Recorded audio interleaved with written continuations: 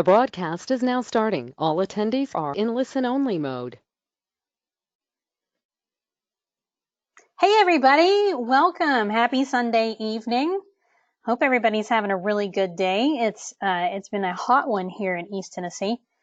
We're going to have some fun tonight. This is going to be a little more laid back and relaxed than a typical webinar. And if you guys would do me a favor, I see there's several people here already. Hey everybody. Hi Allison and Joanne. Hey Lynn. Lots of our friends here. I'm super happy to see you.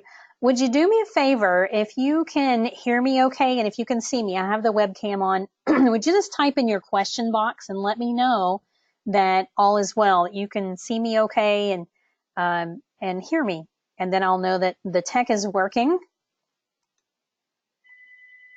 Perfect. Thank you, Tony. Thank you, Nancy.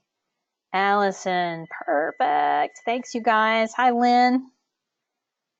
Oh, I'm so excited you all are here. I know this is kind of crazy to do something on a Sunday evening.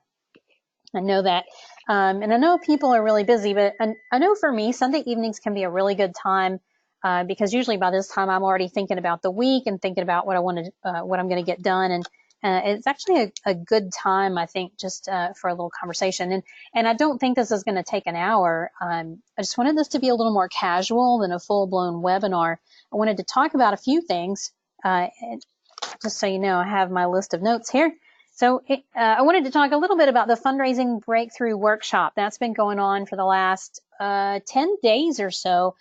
If you have seen any of those videos, type in the question box and just let me know, what do you think? What have you learned? Are you enjoying the workshop? Have you learned some cool stuff? Like, just let me know what you're thinking. It has been a lot of fun for us to produce. So there have been several videos so far. Let's see, there were 4 videos and 3 Facebook Lives so far.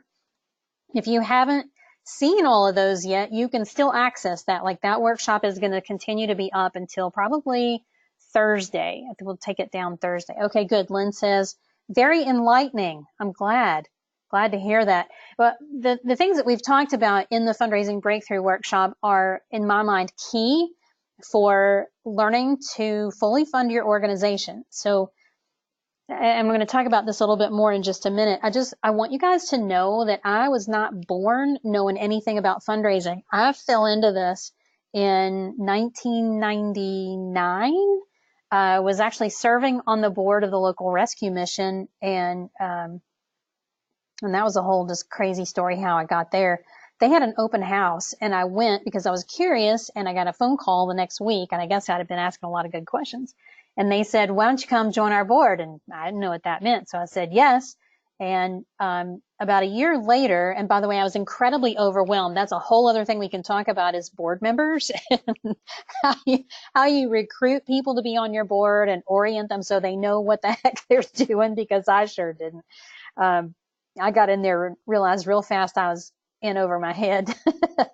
And thank goodness there was this one man who I knew from the church that I was going to, and he didn't mind for me to ask him dumb questions. He like ran one of the biggest real estate companies in town. And so I would lean over to him and I'd say, Jerry, what does this mean when they're talking about this or that? And he would lean back over and tell me, and that was so helpful. I learned a lot since then. I can laugh about it now. After a year of being on the board, they had a position that came open in their resource development office. And I looked at it and said, well, I think I could do that. It's basically marketing. And that's what I've been doing at the time, was doing marketing for a corporate staffing company.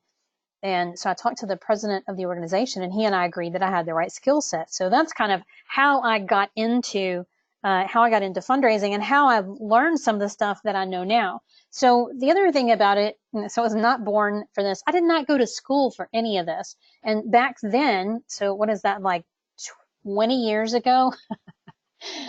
How am I old enough that anything was 20 years ago? I don't know. 20 years ago, there were not programs. There, like, the internet was young. Google didn't even exist at the time, I don't think. There weren't schools. So like your local community college didn't have it. There wasn't a center for nonprofits. There just weren't places to go and learn. I remember that the United Way in the next county over had a class on grant writing, and that is actually where I got started learning about grant writing. But none of this was easy. It's all been an uphill battle, and it was very frustrating. And so one of my goals, my personal goals, has always been that I want to try to help as many people as I can avoid all that, because it was just crazy. I had those nights that I laid awake wondering, like, how in the world am I going to raise money? Because I didn't know. And there were times when I was thinking about this earlier today. I remember so clearly the first week that, of course, working at the rescue mission was fun, and I did things like they gave me all the events, right? Go ahead and laugh, because this is crazy. I was responsible for all the events, so fundraising events, volunteer events, like all the events, all volunteers. I coordinated, like, I had to have 8 volunteers every meal, 3 meals a day, 7 days a week, 365 days a year. That's what it took to run the soup kitchen. So volunteer, like, that was a whole job in and of itself. And then I also ran the thrift store, which made no sense. Why did they give me that? Later, they told me they gave me all the stuff nobody else wanted to do, which I thought was really funny. Okay. So I was there for a year, and that was all kind of fun. And the nice thing is it was a very sophisticated organization, and there were a lot of systems in place. So I could look and see, like, how have they coordinated volunteers in the past? Oh, okay. Well, then I could kind of run with that. And how have they done events in the past? Oh, well, okay. And I see a way to do this a little bit better. The thrift store was a whole different thing. There weren't a lot of systems in place there, but I just did what made sense.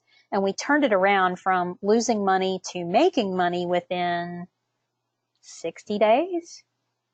We were at about 10,000 net within about 60 days of me taking it over. It was very fast. It was not rocket science. It was just, it was a lot of really simple things, like changing the hours that we were open, and just we replaced light bulbs in the ceiling. It was stupid.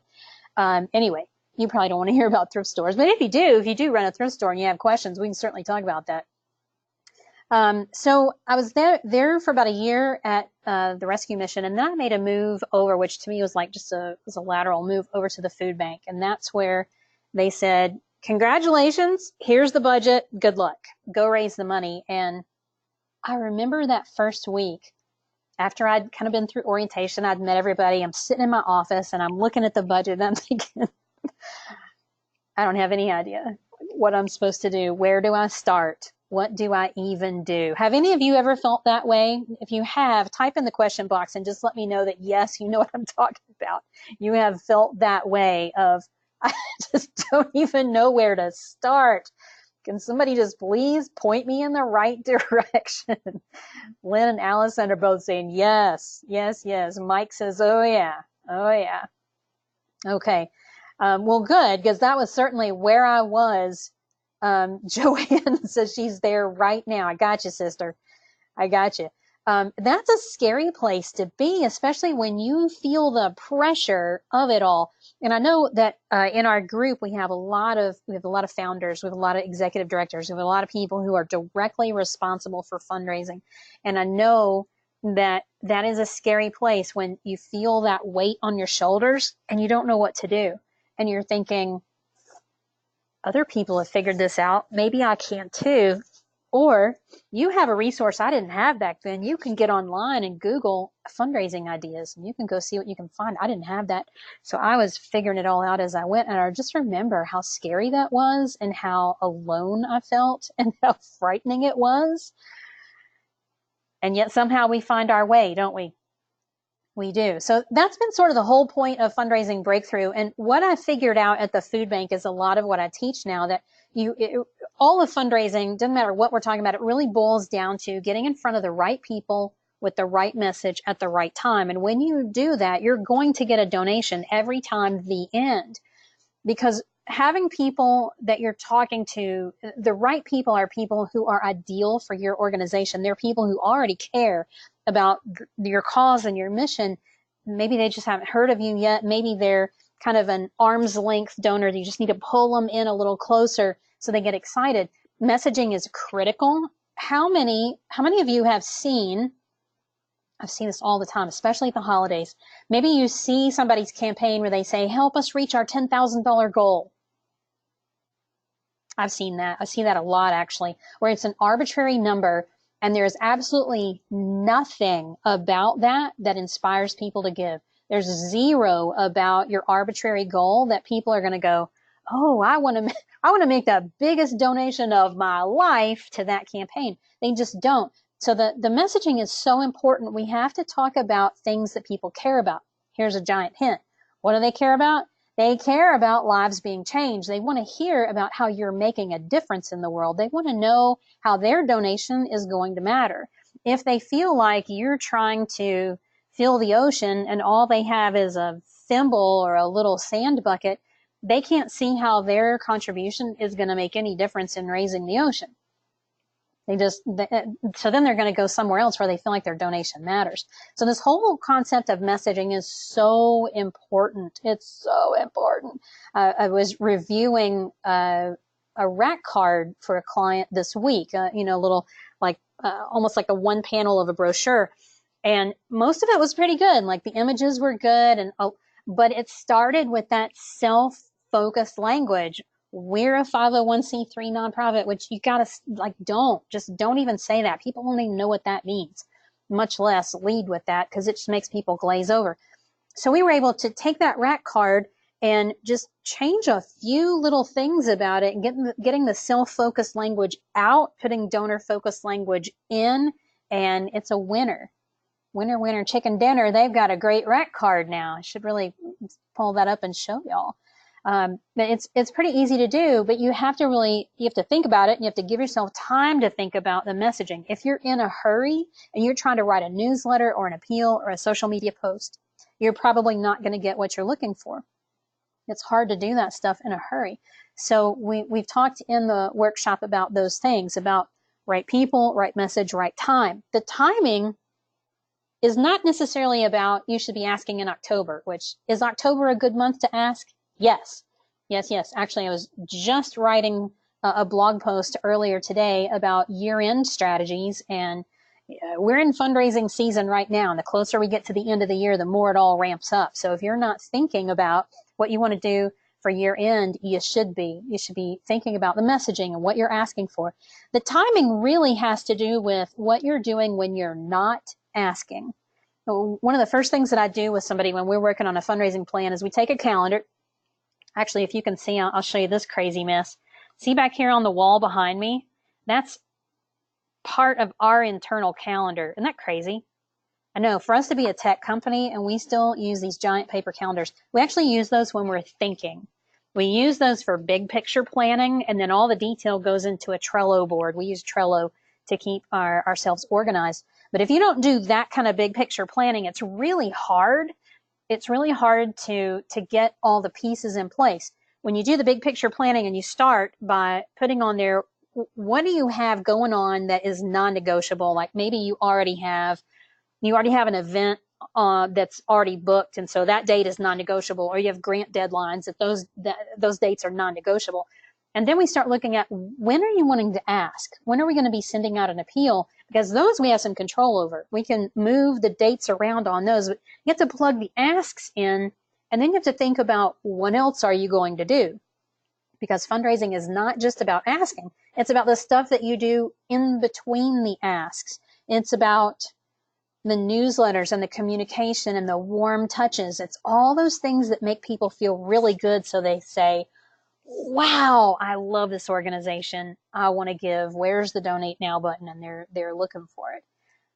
So that's really what timing is about. It's about making sure that you have enough non-asks to counterbalance the asking. And that's a really important piece. And that's a piece that a lot of people leave out. A lot of people, they'll think about, at least for the next few months, what they want to do to ask, or their events or whatever, and they don't think about the non-asks, or they rush through them. This is something I see a lot of organizations do, and I hope you're not making these mistakes. Newsletters are critical, but most newsletters are crap. You see, a newsletter is a perfect tool for you to stay in touch with your donors, to let them know what's going on at your organization so they feel connected. If they don't feel connected, they're going to go away. And your newsletter is the best tool for keeping people connected, but most people are so busy and they see they've got a newsletter to write, and they go, oh, I'm going to just, let's see. Oh, we hired a new janitor. I'll put that in the newsletter. Oh, we just cleaned out our storage closet. I'll put that in the newsletter. So they're just slapping stuff in there, and they're not thinking. And really the trick to a newsletter is you have to stop and think about what you're sharing and ask yourself, if I was a donor to my organization, would I care about that? And most of the time the answer is no. We tend to just throw stuff in there. We don't think about it. And so newsletters are boring and they don't really do their job. So we may as well just not even send them if they're not going to do the job that we mean for them to do. All right. So right people, right message, right time. It sounds really simple, and it is, but each one of them go very deep into building that donor base of people who already love your cause and communicating with them in a way that makes them feel really good and asking for something so that people immediately understand how they can make a difference. It's just a different way to think about it. It's a shift in thinking for sure, because it's not about you and your needs. It's not about your need to keep the lights on, your need to make payroll, your need to fund your budget. It's about, what does the donor care about? It's about keeping your donor happy. It's about fulfilling their philanthropic needs, but matching those needs up with needs that your organization has. And that's why you can't go out with, hey, we have a $10,000 goal, help us meet it. And that doesn't, nobody has a philanthropic goal of, hey, I want to give money just so that that organization can meet their goal. That's not it at all. They want to help you change lives. They want to help you make a difference in the world. And so that's what the fundraising breakthrough workshop has been about. If you missed the Facebook Lives, I went into some detail about myths around fundraising and common mistakes and broken funding models, because I think those are some really important pieces. And if you haven't seen those, you can catch those on our Facebook page, which is facebook.com/getfullyfunded, and you can just scroll down and find those. They're all there. So that's a little bit about why we've covered what we have and what we've covered. And again, my intention is, especially for those of you who have new organizations or really young organizations, or you're just frustrated, you have responsibility for fundraising. I don't want to see you be frustrated. And I do believe that we go through things in our lives so that we can ultimately share those experiences with others. And I spent a lot of time being frustrated about fundraising and figuring it out, although I had good instincts, but there were a lot of things I tried that didn't work, and I don't want you to do that. I want to shortcut your learning curve so that you can get to the good part faster, and that's why I share the things that I do from my own experiences. And now Get Fully Funded has been around for 14 years. So for the last 14 years, I've been helping nonprofits learn how to do it better, and that's why I do what I do. And that's why I love sharing stories of some of my clients where they're figuring it out a whole lot faster, because I think it's inspirational to hear that somebody else just like you did what you're trying to do. It shows you that it can be done. It's possible. We've had lots of clients who've done some really crazy, amazing things. And I think it's video 4, I talked about Becky and Chris. Becky, her organization is called Draft Gratitude. She rescues draft horses. She's in New Hampshire. And when Becky first came to me, her organization, I think, was about a year and a half old. It was very young. And she said, I'm really tired of paying for everything out of my own pocket. I want to find a way to fundraise enough so that the charity is self-sustaining. I said, all right, let's do it. And so we started putting these pieces in place of right people, right message, right time. And it was really very easy to tell the story about these horses and where they come from and how much it costs to take care of a horse for a day. And we started doing a lot of video on Facebook, and man, it worked so fast. Within, I think it was about 3 months, 4 months, something like that. She called me and she said, I can't believe it, but we've done it. Like she said, I didn't have to pay for anything for the charity this month. All the donations were able to cover all the expenses. So that was awesome. That was very exciting. And you can do it too. It wasn't any kind of magic or rocket science. It was some very basic concepts that we put into place along with some systems to help her keep those things going month after month.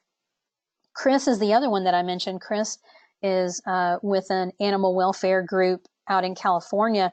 his group works alongside a municipal shelter, and they raise money for things that are over and above what the shelter itself can pay for. So sometimes they get an animal with a really serious medical condition, and Chris's group will help pay for that, or they'll pay for, they'll subsidize adoption fees, or they'll pay for spay neuter. Like, they pay for a lot of stuff. And so when Chris first came, he said, I just need to know what works in fundraising. Just tell me what to do. We'll do it. So his organization is all volunteer. He actually works for one of the movie studios during the day, which cracks me up. I think it's pretty funny. He said this is not a big deal. I say it is a big deal. I know somebody whose name is in movie credits. I think it's cool. Anyway, so they're an all volunteer organization. When he first came, he said, look, I just need to know how to raise money. We need to pay for some things. I don't know what to do. Just tell me. And I was like, okay. So same thing. We started putting some things in place, and he really grabbed a hold of the concept of donor experience. You know, that when we're talking about that, this can't be all about what you need. It has to be about what do the donors care about? What are they interested in? What do the donors want? And so we created a newsletter, and actually it's a very nice newsletter that they put out now. His group is called the, sorry, I always have to think about the acronym, Volunteers of the Burbank Animal Shelter, if you want to go check them out online. Their newsletter is fantastic. They started doing a great job of thanking people and staying in touch with them. And guess what? Next thing you know, people are liking their experience. They're liking how they're being treated, and they start giving bigger, and they start giving more often. I just saw Chris. We've been working with Chris for probably about 5 or 6 years. It's been a while. I saw Chris this summer at an animal conference, and he said, I just have to tell you, this stuff really works. I'm like, well, I knew that, but every time I get to see Chris in person, it's always fun. But he said, we're thinking about doing a capital campaign to add on to the shelter. I said, okay, good. Here's what you need to do. He goes, no. He says, I have the money in the bank right now to do it. He has such a large cash reserve because they're doing so well. He said, I don't have to do a campaign. I have the money in the bank right now to write the check and pay for it. And it's hundreds of thousands of dollars. And I'm just standing in the middle of this exhibit hall, just laughing like, this is the most amazing thing I've ever heard. This is great. And he said, it's because we just did what you told us to do. And I believe that when you take really good care of your donors, they're going to give again, and they're going to give bigger, and amazing things are going to happen. I see it all the time. And it's especially stark when you have an organization like Chris's, where before that, they weren't really doing anything. Their thank yous were lukewarm at best. They had no newsletter. They weren't staying in touch. I'm not even sure they had social media channels. And so we say, all right, from here forward, we're going to do it different. And we put the warm touches in place, and we really ratchet up how they're thanking donors. And we make the thank you letters really warm and sincere and authentic, and people love them. Put all that stuff in place, and then all of a sudden, just they're raising money like hand over fist. It's crazy. And I could tell you other stories. We have lots of other clients who have done stuff like that, and it makes a huge, huge difference in a hurry. And I think really the biggest problem that I see, because this is not the first time I've taught this stuff. We teach this information over and over and over. Some of you probably heard me talk about this before. And the problem is sometimes people just can't figure out how to implement it. You know, you just really can't figure out, like, what do I need to do next, and what piece do I need to put in place, and how do I need to do all this? So one of the things that we've been working on this summer, a couple of projects we've been working on this summer, you may have seen in video 3, something that looks like this in the handouts. So if you haven't seen that, we want to make sure that you get this. This is what we're calling the Nonprofit Fundraising Success Path. And the whole point of the success path, let's see if I can hold it and still be, there we go, I can go right there. The whole point is so you can figure out where you are so that you know what you need to do next. I'm going to guess that most of you listening to this are probably stage 2 or stage 3. If you're already at stage 4, you probably don't need us. So let me just walk you through these real quick. Stage 1 is called getting started.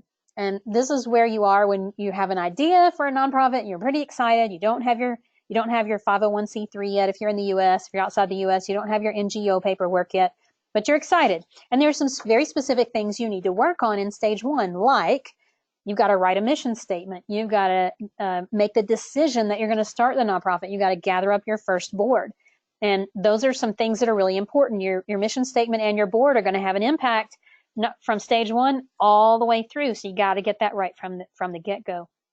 In stage 2, you've got your paperwork, you're officially a nonprofit, and now you've got a whole bunch of infrastructure you need to put in place.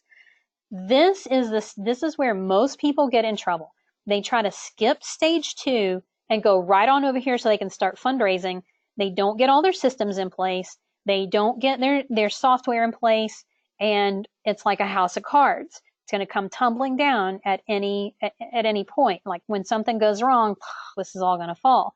Or it just amazes me sometimes, organizations that I talk to that are, way over, they're like right between 3 and 4, and they're like tracking all their donations in an Excel sheet.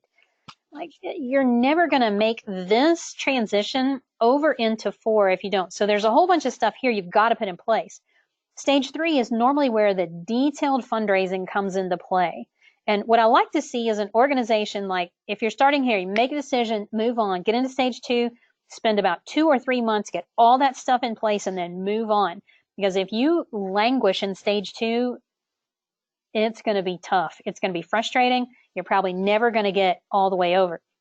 Stage 3 is where most of the good fundraising happens. This is where you learn all the pieces and parts that you need to put in place. This is where you learn how to give donors a good experience. This is where you learn how to segment your donor base, how to talk to different groups within your donor base. So this is where we really start to have some fun. This is actually my favorite stage when I get a client like Adopt a Dog. So they're an organization just outside New York City that came to me just about this time last year and said, our numbers have been going down for the last few years. We really need some help. And I said, great. So all of this stuff was in place in stage 2. So I was able to go right to 3 and say, show me what you've been doing and let me see where the holes are. And that's one of the things that I really enjoy doing. And I think I'm pretty good at it. I normally can spot the issues really fast. And then what that means is we can change it really fast. And as a matter of fact, we did. We started working in early November. Giving Tuesday was one of the very first things that we did together. And that was their first time to do Giving Tuesday. And they raised, was just a little over $10,000 for their very first time on Giving Tuesday, which I thought was really good. And that was, I don't think they had a matching gift. Maybe they did. It was a small one. Anyway, so right out of the gate, we did that. It was really, really good. And then, so we made it through the holidays, got into the new year, and they said in March, their director says to me, so we were in the black in February. And I said, well, that's good. Are you not normally in the black in February? And she said, no. February is normally a red month for us. Like, we don't raise enough to cover our expenses. She said, we did. And we actually had a little bit of a surplus. It was amazing, which I love. I love hearing that. By May, there was one thing that we had tried for the year that did not work. One thing. We had all these different activities, different fundraisers, different things that were going on. Everything was like, we were hitting it out of the park, out of the park, out of the park, out of the park. One thing, and it was a timing issue. It was a timing issue on an appeal in the spring that I think wound up dropping when a lot of their a lot of their donors were probably on spring break, because it was right around the time when a lot of the private schools in their area were on spring break. So I'm very excited for them. And by May, they were up 25% year to date over the previous year. To me, that's fun, because that's a time of year when they should not be up 25%. If they told me in November they were up 25% for the year, I'd be like, great. So I'm really excited to see how they finish this year. They are definitely a stage 3 growing strong. Stage 4 is fun. This is a really fun place to be. And honestly, Adopt a Dog they've got some stage 3. They're starting to move into stage 4. Stage 4 is getting fully funded. That's when you've done it. This is what I call nirvana, when you actually have learned how to raise the money that you need to fully fund your budget and pay for everything. You're fully staffed. You have all the equipment and all the stuff and supplies that you need.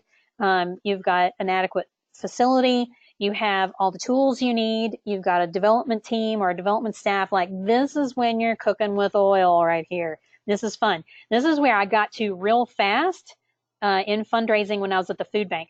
As a matter of fact, I think when I started at Second Harvest, we were here because we did not have all the systems in place. We had an old donor management software that was not meeting our needs. There were not systems in place. The thank yous were horrible. And so we had to clean up some stuff real fast here, and then we very quickly moved into 3. And this is where I did all the throwing spaghetti at the wall, trying to figure out like how in the heck does any of this stuff work. And then by the time we left, we were in stage 4. How do I know? Because I didn't worry about fundraising anymore. I spent more time thinking about how do we segment this donor base and how do I keep people from lapsing in the first place? So I was putting strategies in place that were very sophisticated. I knew that we had a capital campaign coming, and so I was thinking about how do we build donor relationships now so that when that capital campaign comes, the top donors are like, it's so clear who those people are. So that's stage 4.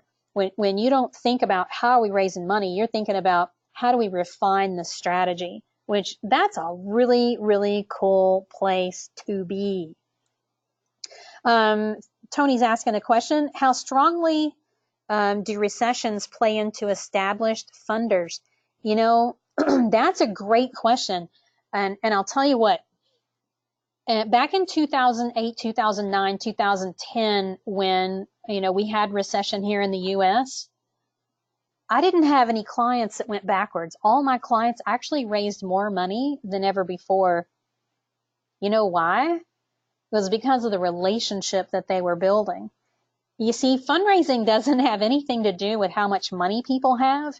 It has to do with how they feel about your organization. When you build strong relationships with donors, they're going to keep giving even when things are a little rough.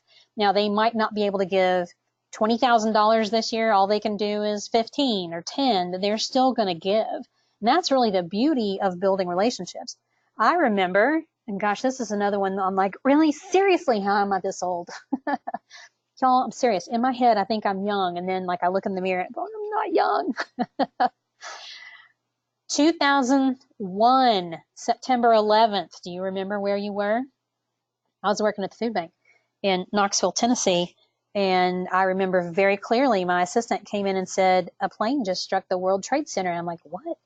We went in the conference room and we saw it live on TV when the second plane hit. And by then, some of the other staff had trickled in, and we all looked at each other and we just went, what just happened? What does this mean? It was very scary. What happened after that in town, in Knoxville, the whole community decided to raise money to replace one of the fire trucks that was lost from New York City Fire Department. You know, a lot of times when there's a disaster, people want to do something tangible. They want to do something that they can see and feel and touch. And that's great. But in the fundraising community, we all went, what? Insurance is going to replace that. Like, why are we raising money for that? No. And a lot of organizations struggled mightily that year because a lot of their donors decided to make their donation to New York instead of supporting local causes. I was super nervous. Like, what is going to happen here? In the end, the community raised $1 million to send to New York. It was $1 million that left our community. That was scary. When it was all said and done that year, I lost one donation of $10,000. And on a budget that was pushing $1 million, that was a little tiny bump in the road. You know why I think I only lost one donation? It was because of the relationships that I built with all those donors. I kept them in the loop. Like I immediately, when I saw what was happening with the fire truck, I immediately went to people and said, I understand if you're going to give to them, and I sure hope you'll still give to us too. That was the message we used all fall. Like, we get it. This is terrible, and our hearts are broken too. And we still have hungry people right here in East Tennessee that we need to take care of.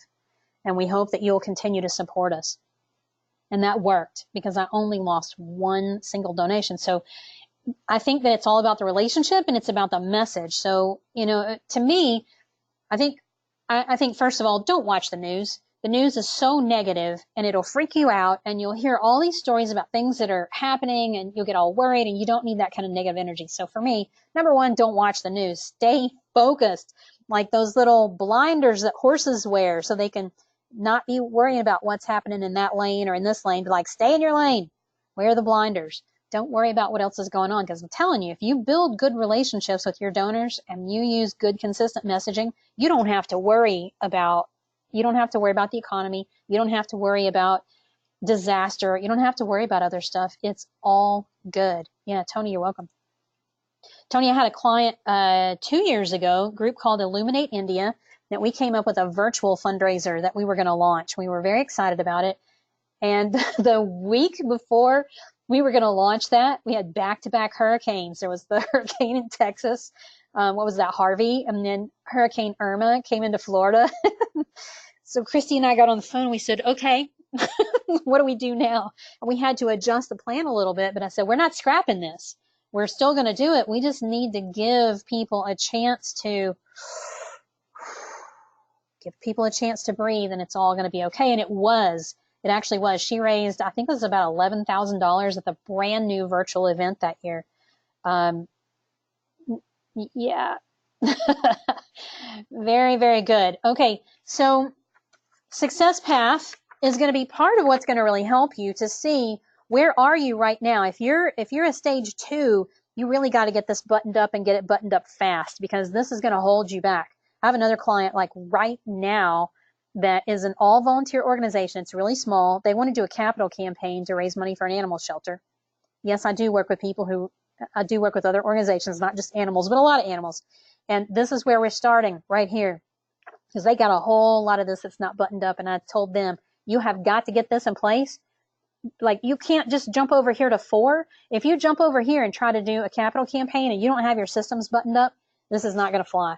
It is not going to work. So if you haven't downloaded that Success Path, I recommend that you grab it. It's in the handouts from video 3. And if you can't find it, you're welcome to just email support@getfullyfunded.com and Emily will get that for you. Tony's asking, are you making this webinar available after this? She's got somebody she would love to show. Yes. Be happy to share the recording with you. No problem.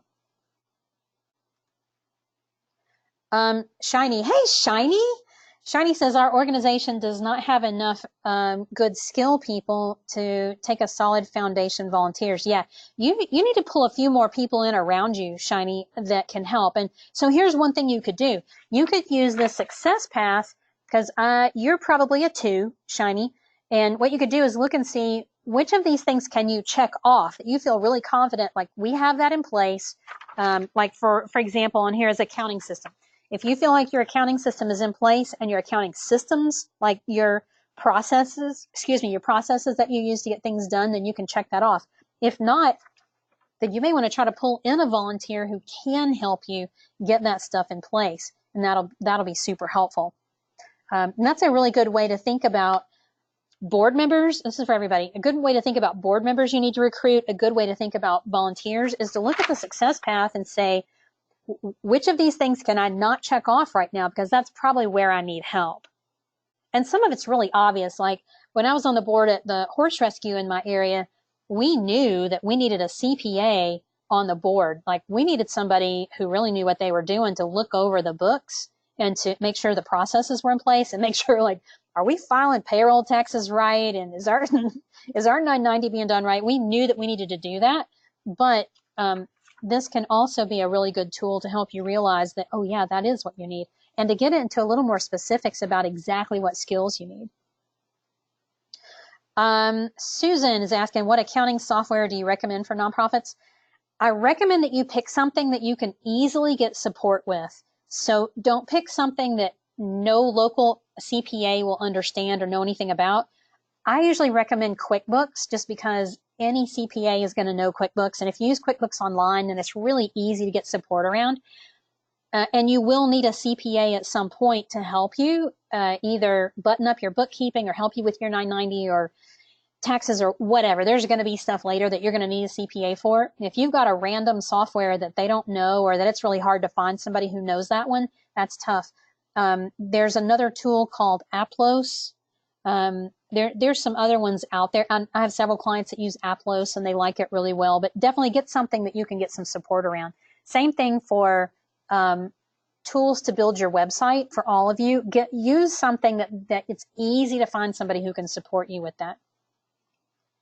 My friend Ron Heyman is here. Hey, Ron.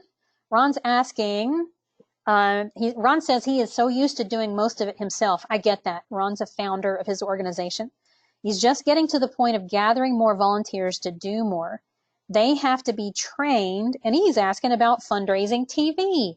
Awesome. Well, thank you for asking that, because I did want to talk a little bit about fundraising TV. If you haven't heard, fundraising TV is our newest training program, and I think it's super awesome. I was actually, right before we came on the webinar, reviewing an episode.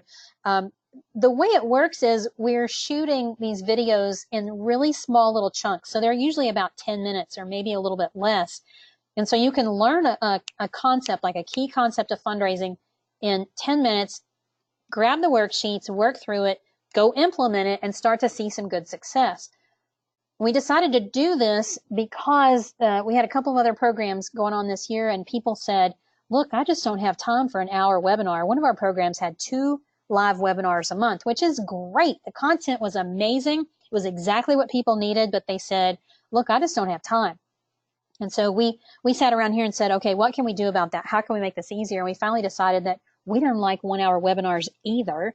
And I really can't stand them when the presenters are boring. Ugh. So we decided, you know what, let's do video.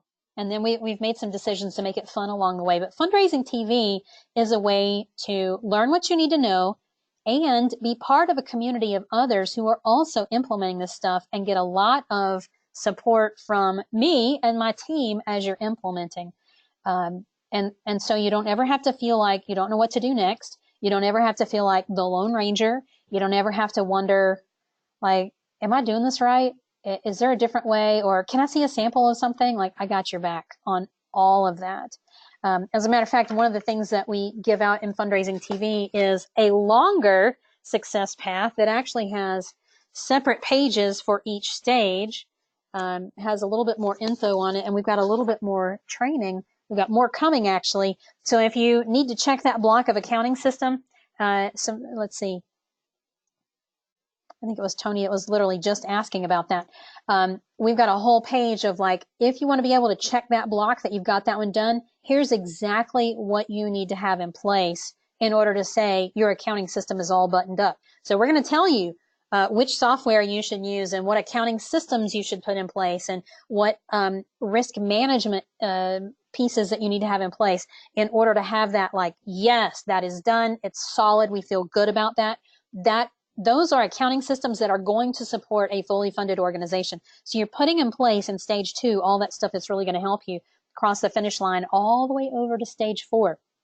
So fundraising TV is super awesome. If you want to go check it out and you can see part of the first episode, go to getfullyfunded.com/TV. getfullyfunded.com/TV. And you'll see the page has all kinds of information on it. You can see the part of that very first episode. I really want you to watch that. It's not very long. I think it's like 3 or 4 minutes, because I want you to get a taste of it. One of the things we've also done different with this that I haven't seen anybody else in our space do. Now, there are a lot of other people who have programs. So it's kind of like Netflix. You can sign up and pay. You can be in it 1 month and leave. You can just month to month. You can pay for the year. I'll go over that with you in just a second. But what's different about it is we have these professionally produced, and there's humor in them. And so you're going to be watching an episode, and we're going to drop in something funny, and it's going to make you laugh, or at least make you giggle. So we're trying to lighten up fundraising a little bit just to make it more fun. I think there's not nearly enough fun in fundraising, and I'm trying my dangest to put it back in there for you. So that's fundraising TV. Ron wants to know about his other people that need to be trained. Can more than one person be involved in fundraising TV? Here's how we've set fundraising TV up, and thank you for asking, Ron. We've set it up to be an individual subscriber, or as an individual subscription. You're definitely going to see things. You're going to see handouts that you're going to go, oh, I need everybody to see this. Print those out and share them. Or a worksheet of, let's say, a budget. For those of you who are struggling, put your budget in place. There's going to be budget templates in there. For those of you who are like, wow, it's year end. Can I get some help with year end fundraising? There's going to be a year end fundraising calendar. I'm actually working on that episode right now. You can definitely print those out, use those with your team. But if you want people to come and watch and participate, they need to get their own subscription as well. It's really affordably priced. It's $39 a month, which if you go implement one thing a month, you ought to be able to raise enough to pay for that and then some. Like, we've set this up so that it's really practical content. It's delivered in a really short chunks with some fun and energy to it. You've got very practical worksheets and handouts. You're not going to have to guess about anything. That's the way that I would prefer to learn. Like, make it easy for me. Show me exactly what I need to do. Do not make me listen to a crap ton of stuff. I don't want the fluff. I don't want the theory. And so that's what I put in my program for you, is it is straight to the good stuff, get right to the practical, so you can learn and implement faster. Because what I know is that the more money you raise, the more lives you can change. And that's what we're here for. So that's why I set it up that way. So what I would recommend, Ron, is get really clear about who needs to be involved with you. If you have somebody that you want to designate as your head of your fundraising committee, maybe that person is the one who needs to be involved. Or, if there's 2 or 3 people, then you guys all get involved. It's $39 a month if you want to pay month to month. Or if you want to pay for the whole year at a time, it's $447 for the year. And that actually will get you a very special bonus if you go and look at getfullyfunded.com/TV. We do have a couple of bonuses for everybody who signs up. So if you go right now and sign up, you're going to get our Confidently Ask for Money ebook, which is awesome if you're a little nervous about asking for money or asking for sponsorships. There's some easy exercises you can walk through. You're going to love that one. And the other one is, it's called a 30-day fundraising review. So once you get into stage 3 and you're doing the fundraising and you're not sure if you're doing it right, you can pull that checklist out and it'll say, in the last 30 days, have you? And then you just go through and you can check what you have done in the last 30 days and you're going to see really fast what you've missed. So that's another bonus that you get, anybody who signs up. The very special bonus, if you want to sign up for the year and pay $447, that gets you locked in for the year for Fundraising TV. You're going to get a virtual ticket to our Inspired Fundraising Retreat next year. I know, right? So those of you who have been to Inspired Fundraising Retreat, you know that that is a not to be missed event. Some of you were there. Some of you had virtual tickets this past year. It's a really awesome event. It's a ton of fun. There's so much content. You will get so many ideas. You're just not going to believe it. Plus, you're going to meet some amazing, amazing people. I wish I had a couple of people like right here that could tell you their experience with Inspired Fundraising Retreat. Well, Ron's been there. Ron has been there. Joanne Hill is here. Joanne's been. You guys, it's an amazing event. So if you sign up for the year, it's $447 and you get a free virtual ticket. You can upgrade that ticket to an in-person ticket next year if you want to. We don't have the dates nailed down just yet. Hopefully we'll have that by the end of the year for you. So by the time we get to January 1, we'll know exactly what the dates are. Hopefully we'll have that. So anyway, Fundraising TV is where it's at. If you want to learn, if you want somebody who has been there and done that to tell you, here's what you need to do next. If you want somebody to walk you through the detail of putting the success path in place, I got you. Just come play with us. I think you're going to love it. We love it so much, we've actually shut down a couple of our other programs because we want everybody to be in Fundraising TV. The videos, the content is hot, hot, hot, and it's just fun. Here's some of what's coming up in the next few months. I told you just a minute ago, I'm working on a series of year-end fundraising videos. The first one, and actually I'm going to be shooting these videos tomorrow. I'll be in the video studio tomorrow afternoon. The first one is how to put an integrated fundraising campaign together for year end. And so I explain what integrated means. And there's about 12 steps. I'll walk you through the steps exactly of all the things that you need to do so that you are reaching as many people as possible in as many methods as possible for year end. Then I have another video that is all about Giving Tuesday. And I show you what I call my quick and dirty Giving Tuesday plan. You're going to love this one. I've done this one with Becky at Draft Gratitude. I've done this one with Christy at Illuminate India. I've done this one with, this is what we did for Adopt a Dog that raised $10,000 for them for Giving Tuesday. It works. And what I like about it, I actually went out and looked at some other people's Giving Tuesday, you can download Giving Tuesday guides from so many places. And so many of them have so much stuff in them that I think is unnecessary. I want to go like this whole page is not necessary. And this This is fluff, and that's unimportant. And I know my folks, I know you guys are like, give it to me quick, give me the practical part. I ain't got time to fool around. And so that's what I've given you in that episode of Fundraising TV. It's all about the quick and dirty, Giving Tuesday, and I'm going to have a swipe file with it. Yes, so you can see campaigns from last year that worked very, very well. As a matter of fact, I'll show you the exact emails that Adopt a Dog sent out and what we posted on social media. So you can see exactly how those work together for Giving Tuesday. And then I also have in that, so there's a series of 3 videos on year end. The third one is about what you need to do when you're not asking. So it's all about the warm touches and the communications that you need to be doing October, November, and December so that you're not over asking your donors, but you're maximizing their experience and your opportunity. It can be done. It's not real hard. I have 7 really great ideas for you. Everything from thankathons to a couple of different kinds of videos.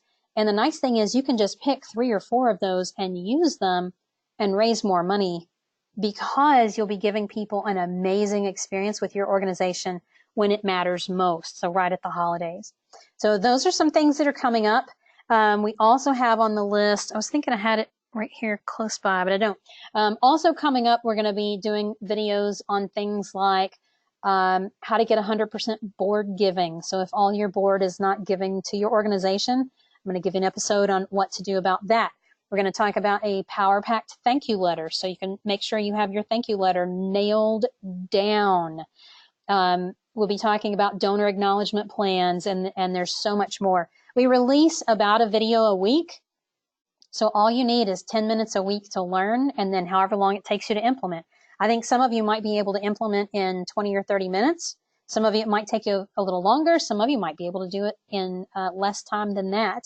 I'll give you as many tools as I possibly can to make it easy. So anytime I have a sample, anytime I have a template, anytime I have a resource, I'm going to give all of that to you in Fundraising TV to make it super simple so that you don't have to think a whole lot. Because listen, that's the way I want it. And when I'm in a program, I'm like, teach me quick, give me just what I need, and then give me a sample or a template so I can like do this and move on. I don't want to spend hours and hours figuring it out for myself. And I think you guys are like that too. So that's what you're going to get in Fundraising TV. One more thing that I do need to tell you about Fundraising TV, and then I'm going to go back to the questions. There is a deadline to enroll. So right now we have the doors are open, and you can come sign up for Fundraising TV. Get in, get the pricing, get the bonuses, but the doors will close this Thursday, September 26th. And let me just double check my calendar real quick. Yes, Thursday, September 26th.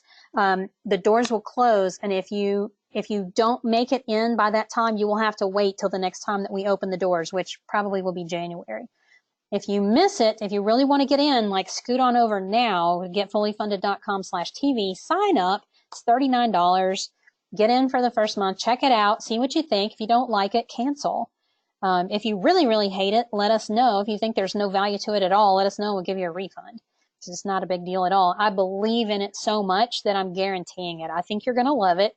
I think you're going to see the value. I think you're going to get a lot out of it, and then you're going to circle back around before long, and you're going to tell me thank you. Right now we have close to 100 people in Fundraising TV, and I asked them the other day, what are they liking about it?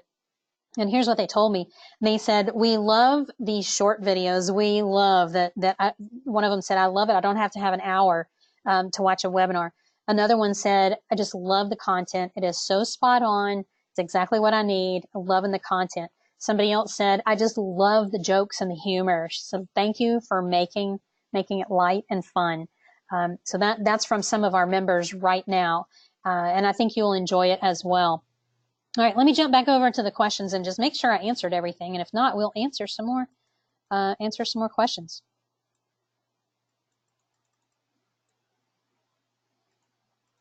Susan says, we just got our 501c3 letter a couple of weeks ago. Since I have a conference coming up the end of October, I'd like to let everyone know about our mission and vision for... no, that's Joanne. Sorry, not Susan. Susan asked about accounting software. Yeah, do you see me squinting? Joanne just got her 501c3 letter, got a conference come up the end of October. I'd like to let everyone know about our mission and vision for firefighters. Do I have enough time to try to get a right message to the attendees and build a foundation for donor accounting? I don't want the donation solicitation to be thrown together. Do you have enough time? Yes. Can you get this in place in 6 weeks? Absolutely. Absolutely. So Joanne, here's what I'd recommend you do. And by the way, you guys, Joanne is a member of Fundraising TV. I'd recommend you take a stab at it. And let me think real quick. What resources can I give you? Let me make a note, Joanne.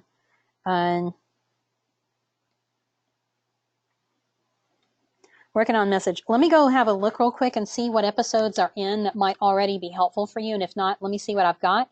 And then what I'd love you to do is take a stab at it and then throw whatever you've got. Like, see if you can come up with 2 or 3 examples of messages. I would go for a key message. So in other words, if you could only tell people one thing about what your organization does, what do you want to tell them? What do you want them to know? And then if you're going to ask, what's that ask look like? Are you going to be able to tell people like your donation of $15.42 will provide training for a first responder so that they can save more lives? Which that's actually not a bad place to start. So what I'd like you to do is come up with 2 or 3 examples and go throw them in the Fundraising TV Facebook group and ask for feedback. Because I'm in there. Leah, our grant writer, is in there. And then you've got some really, really sharp folks in there who can jump in and help you out with that as well. So can you do it in 6 weeks? Absolutely. No problem. Lynn. Hi, Lynn. Lynn's got a free initial coaching session scheduled. Yes, I saw that on the calendar. And Lynn, that one will be with me. So you and I will be talking this week. How could we get more quality? No, that was shiny. Okay. Sorry, I'm really struggling to see the lines tonight for whatever reason. So yes, Lynn, that will be you and me. So for anybody else, if you think like Fundraising TV looks really interesting, but I'd really just like to talk to you personally, I'd really like to find out about coaching, you can do that. It's pretty simple. All you do is go to talkwithsandy.com and you can fill out a form and let us know what you're interested in. So if you're thinking, wow, can I just get your help specifically? Yes, you can. Sorry, and this just moved again on me. Oh, I think I found a way to see the.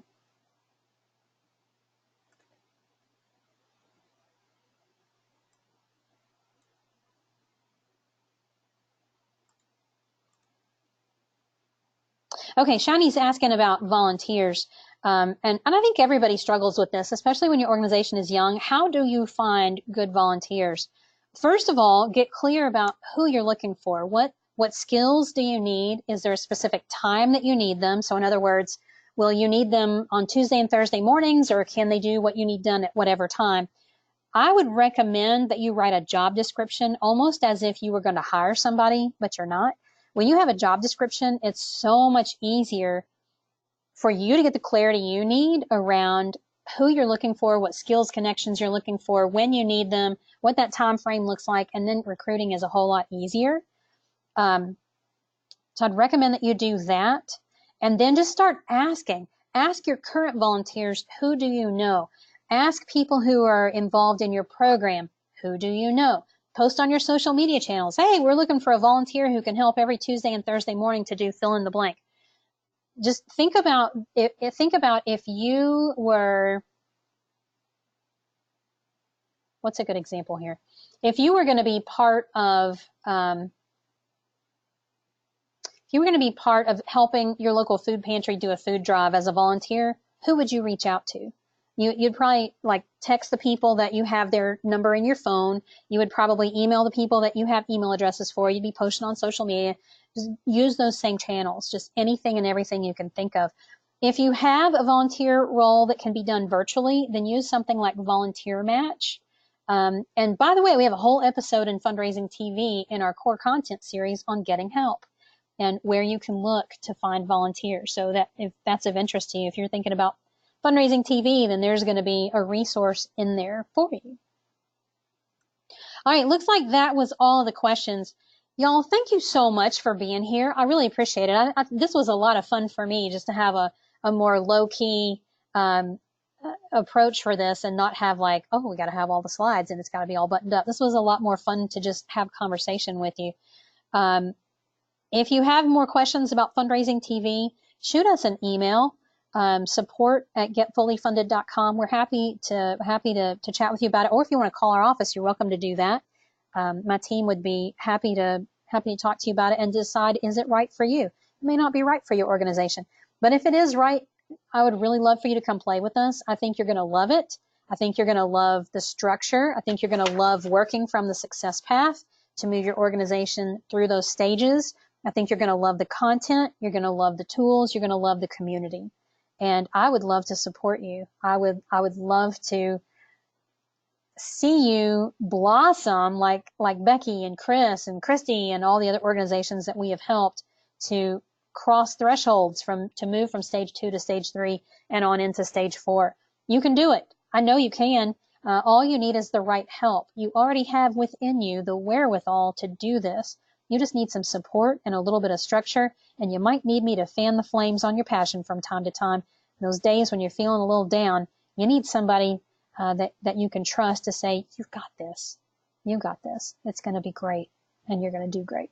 So getfullyfunded.com/TV.